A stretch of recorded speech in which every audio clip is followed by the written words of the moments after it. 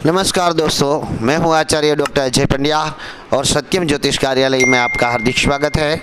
दोस्तों, आज मैं आपको बताने जा रहा हूं चंद्र ग्रहण कब है और चंद्र ग्रहण का स्पर्श काल कब से है और ग्रहण स्पर्श के साथ साथ ग्रहण का मध्य क्या है, ग्रहण समाप्त कब होगा और कहां कहां पे ये चंद्र ग्रहण दिखाई देगा, किस किस को सावधानी रखनी चाहिए और क्या क्या सावधानी रखनी चाहिए और विश्व पर क्या संकट आने वाला है, संकट आने वाले हैं कि नहीं आने वाले हैं, और सभी बातें साथ में सूतक काल कब से लग रहा है और सभी बातें मैं आपके सामने लेकर आया हूँ।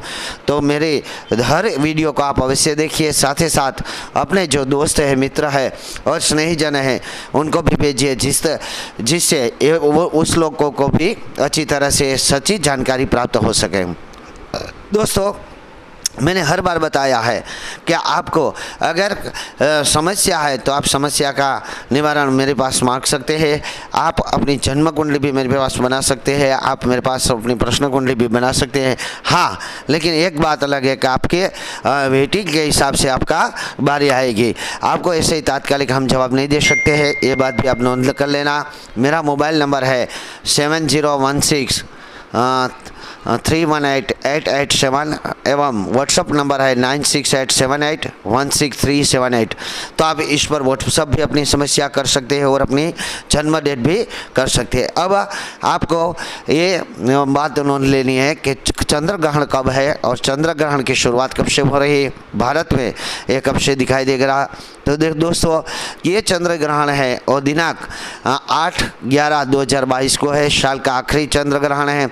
इससे पहले जो 15 दिन पहले यानी कि 25 अक्टूबर को सूर्य ग्रहण हुआ था। सूर्य ग्रहण की बातें भी मैंने बताई थी और सूर्य ग्रहण के बारे में जो भी बताया था उसमें जो आपत्ति आने वाली थी वो आपत्तियों के बारे में मैंने बताया था। उसमें से अभी से 2 बातें तो सच हो गई है। अब मैं आपको बताता हूँ कि ग्रहण कब से है। तो उपछाया ग्रहण जो जिसे बोलते हैं वो मंगलवार को दोपहर को 1:32 और 12 सेकंड से शुरू होगा।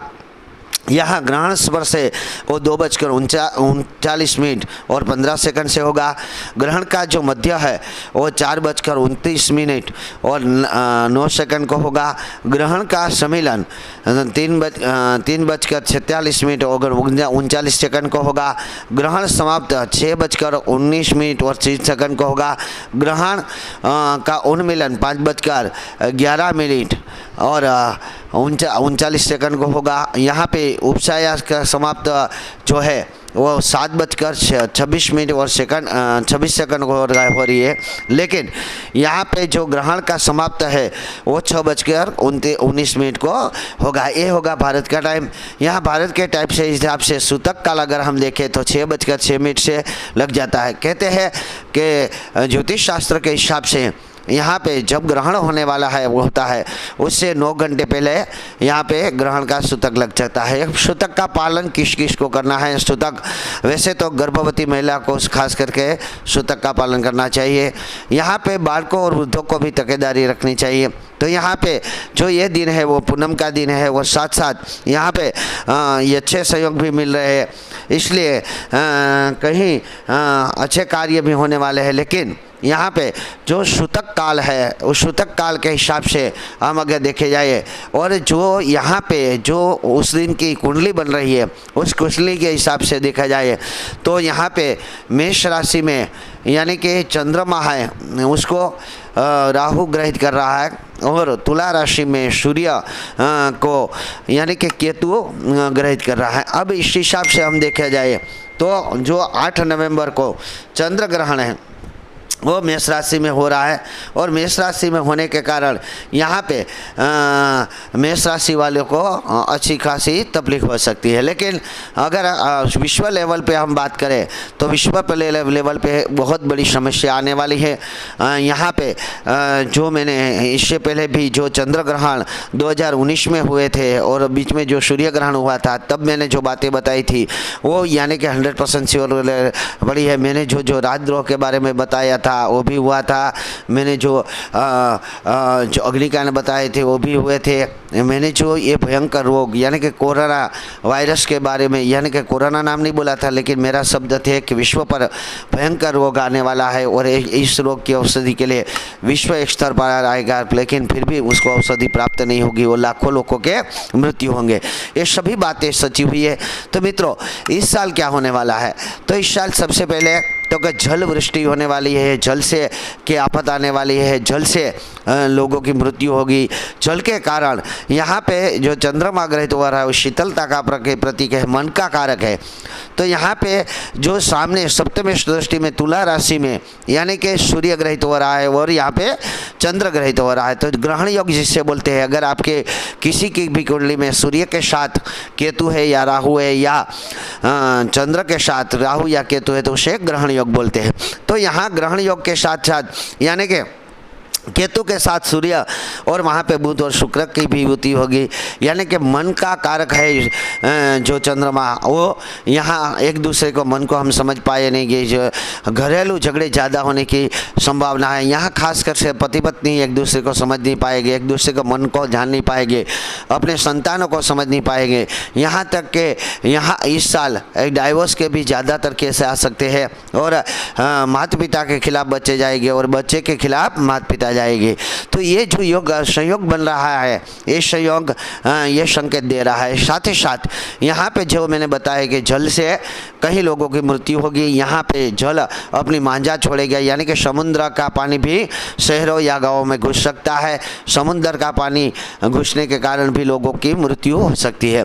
यहाँ पे विशिष्ट व्यक्ति का अपमान होगा, विशिष्ट व्यक्ति अपने मान सम्मान को गंवाएंगे और विशिष्ट व्यक्ति को की मृत्यु भी होने की संकेत यहाँ पे मिल रहे हैं। जैसे कि देखा जाए कि तो मैंने 2019 में भी ऐसी बातें बताई थी, तो कहीं हमारे राजनेता के साथ साथ जो बड़े पद पे लोग थे उन लोगों की मृत्यु हुई थी।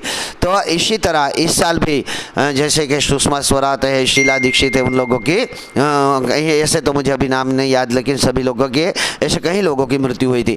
तो जो बड़े पद पे बैठे हुए उन लोगों की मृत्यु हो सकती है, उन पर आफत भी आ सकती है। उनके खिलाफ अपने प्यादे यानी कि जिसको उसने संभाल के रखे वो खुद ही उनके खिलाफ जाएंगे। यहाँ राजकीय बदलाव आने के संकेत है, लेकिन क्या राजकीय बदलाव यानी कि सरकार बदलने के संकेत नहीं है, लेकिन के लोग जिसका नाम नहीं है वो राजकीय क्षेत्र में आगे बढ़ जाएंगे और जिसके नाम है वो नामोशी की तरफ चले जाएंगे। यहाँ पे भयंकर रोग का फैलाव भी होगा, जैसे कि उस बार मैंने बताया और कोरोना जो नामक वायरस आया, इसी तरह इस बार भी कोरोना जैसे कोई वायरस की उत्पत्ति हो सकती है। यहाँ पे साथ साथ मैंने ये भी बता रहा हूँ कि अग्नि की ज्वाला प्रकटेगी। यहाँ पे कहीं जगह पर आग लगेगी, आगजनी बनाव बनेंगे, तो कहीं मानव सर्जित आगजनी बनाव भी बन सकते हैं। साथ साथ किसी की गलती से भी अग्नि ज्वाला बढ़ सकती है और साथ में कहीं कहीं कुदरती आपस से भी अग्नि ज्वाला आ सकती है। यहाँ पे जो राजद्रोह होने की बात मैंने बताई है, तो राजद्रोह भी हो सकते हैं। जिस पार्टी के लोग हैं वो अपनी पार्टी को छोड़ सकते हैं और दूसरी पार्टी में जा सकते हैं। अब दूसरी पार्टी में वो लोग गए तो उस पार्टी के लोग इस पार्टी का विरोध करेंगे, यानी कि इस तरीके से एक दूसरी पार्टी राजद्रोह करेंगे और अपने जो नेता है उसका विरोध करेंगे। और यहाँ पे जनता जो है वो सड़कों पर आ जाएगी, जनता सड़कों पर आ जाएगी और जो राजनेताओं है, बड़े बड़े लोग हैं, उसको यहाँ पे मारने की कोशिश भी होगी। उन पर यहाँ पे हमले होने की भी आफत आ सकती है। यहाँ पे एक बात और भी नोंदनीय है कि जैसे कि मैंने सूर्य ग्रहण पे बताया है कि सूर्य ग्रहण है वो जो उसकी होती है, यानी कि ग्रहों के साथ जिन जिन ग्रहों का मिलन हुआ है वो मिलन क्या यहाँ पे संकेत दे रहे हैं कि वो विश्व युद्ध की ओर जाएगा। हाँ दोस्तों, यहाँ पे अगर हम देखें तो विश्व युद्ध की तरफ ये अवश्य जा रहा है, क्योंकि यहाँ धरती पर जो लहू बहेगा वो बातें बता रही है। धरती पर लहू बनेगी, यानी कि मांझा भी समुद्र छोड़ेगा और धरती पर लहू बगने की बात है, तो वो युद्ध की तरफ ही निशानी जा रही है। यहाँ पे मैंने जो 2019 में बताया था कि वृषभ नाम के छोटे देश पर, यानी कि चाइना और जो अभी रशिया है वो कोई ना कोई खेल खेलेंगे, तो वैसे ही खेल खेले हैं, लेकिन वो सिर्फ खेल है। ये भी बातें मैंने बताई थी, सही में जो है वो टारगेट कुछ और है, तो उस टारगेट को प्राप्त करने के लिए भी लोग बह सकते हैं और लोगों की मृत्यु हो सकती है। तो इस तरह से जो चंद्रमा है वो चंद्रमा ग्रहित होने जा रहा है, तो यानी कि चंद्रमा ग्रहण होने के कारण चंद्रमा मन का कारक है, शीतलता का कारक है, प्रेम का कारक है, परिवार का कारण है, तो ये कारक है। तो जो चंद्रमा है वो परिवार को में समृद्धि देता है, परिवार को एक दूसरे से लगाव कराता है, वो लगाव टूटने वाला है, यानी कि मनुष्य से दूर होने वाले हैं और मनुष्य एक दूसरे की निंदा करेंगे। और ये जो बातें हैं तो जो खास करके अपने परिवार के लिए संभाल के रखना है। और यहाँ पे जो मैंने बात बताई है कि खास करके गर्भवती महिला को चंद्र ग्रहण से बचा के रखना है। ये जो अवधि जो मैंने दी है, जो समय मैंने दिया है, उस समय में आप गर्भवती महिला को अच्छी तरह से पालन करना है और बाहर नहीं जाना है। खास करके यहाँ पे जो मध्याह्न काल है ग्रहण, यहाँ पे जो वैसे तो देखा जाए तो कहीं जगह पर ये भारत में भी दिखाई देगा, लेकिन कई जगह पर ये चंद्र ग्रहण दिखाई नहीं देने वाला है। तो जैसे कि यहाँ पे जो दिखाई देने वाला है वो चंद्र ग्रहण तो यहाँ पे एशिया अफ्रीका में दिखने वाला है, तो वहाँ पे ग्रहण का असर बहुत बुरी तरह से पड़ेगा, अफ्रीका में भी पड़ेगा और जो एशियाई देश है वहाँ पे भी बुरी तरह से पड़ेगा। लेकिन भारत में कई जगह पर दिखाई नहीं देगा, और दिखाई देगा तो भी कम अवधि में दिखाई देने वाला है। इसलिए ज़्यादातर इसका हमें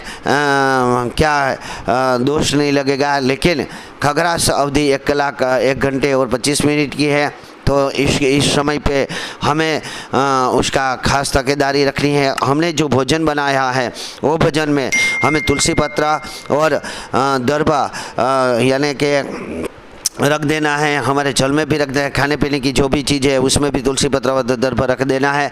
साथ साथ जैसे बालकों और वृद्धों को भी आप बाहर ना जाने दें, गर्भवती को महिला को भी बाहर ना जाने दें, और इस चंद्र ग्रहण का पूरी तरह से पालन करें। अगर चंद्र ग्रहण जब होता है, आप पता है कि जब सूर्य व चंद्र के बीच में जब धरती आ जाती है तब सूर्य ग्रहण यानी कि चंद्र ग्रहण होता है। तो जो चंद्र ग्रहण हो रहा है उस चंद्र ग्रहण के समय यहाँ पे चंद्रमा से जो नेगेटिव ऊर्जा निकलेगी वो जैसे कि लहू चमक आप लेकर निकलो तो उसमें लोखंड ही चिपकेगा और कुछ बातें नहीं चिपके, और कुछ धातु या कोई वस्तु या धूल वगैरह नहीं चिपकेगी। उसी तरह से यहाँ पे देखा जाए तो चंद्र ग्रहण के समय ये बालक, वृद्ध और गर्भवती महिला पर नेगेटिव ऊर्जा ज़्यादातर असर कर सकती है।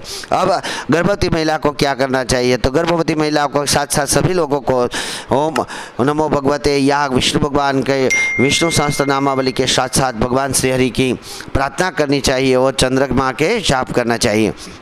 साथ में इस दिन अगर गर्भवती महिला है तो उसे अपने पैर खुले रखकर एक श्रीफल है वो अपने गोद में रख कर बैठना चाहिए। इससे अपने बच्चे को सुरक्षा मिलेगी।